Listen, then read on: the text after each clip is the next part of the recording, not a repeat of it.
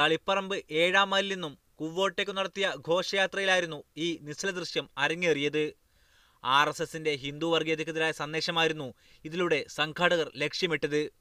സാംസ്കാരിക സന്ദേശമുയർത്തുന്ന നിശ്ചല ദൃശ്യങ്ങളും പുരാണ കഥാപാത്രങ്ങളും ഘോഷയാത്രയിൽ ഇടം പിടിച്ചിരുന്നു. എന്നാൽ ശ്രീനാരായണ ഗുരുവിനെ കുരിശിൽ തറച്ച നിശ്ചല ദൃശ്യം സോഷ്യൽ മീഡിയയിലൂടെ പ്രചരിച്ചതോടെ സംഭവം വിവാദമായി. CPMനെ രൂക്ഷമായി വിമർശിച്ച് SNDP general secretary Vellappally Natesan രംഗത്തെത്തി. ക്രിസ്തുവിനെ കുരിശിച്ചു, ആ കുരിശിച്ചത് യൂദാസുകൾ. അപ്പോൾ കമ്മ്യൂണിസ്റ്റ് പാർട്ടിയെ സംബന്ധിച്ചിടത്തോളം ഇന്ന് SNDP യോഗത്തിൻ്റെ കൂടെ നിന്ന് യൂദാസുകളായി മാറിയിരിക്കുകയാണ്. ചട്ടമ്പി സ്വാമികളെ ഇങ്ങനെ കാണിക്കാവോ? വേണ്ട. കമ്മ്യൂണിസ്റ്റ് ഭരണത്തെ താഴെ ഇറക്കിയ മഹാനായ മന്നത്തിന് ഇങ്ങനെ അവതരിപ്പിക്കാൻ ഇവർക്ക് ചങ്കുറ്റമുണ്ടോ? ഗുരുവിനെ അപമാനിക്കാൻ CPM ശ്രമിച്ചിട്ടില്ലെന്ന് പാർട്ടി സംസ്ഥാന സെക്രട്ടറി കോടിയേരി ബാലകൃഷ്ണൻ തലശ്ശേരിയിൽ പറഞ്ഞു. എന്നും ഗുരുവിനെ ആദരിച്ച പ്രസ്ഥാനമാണ് CPM എന്നും അദ്ദേഹം വിശദീകരിച്ചു.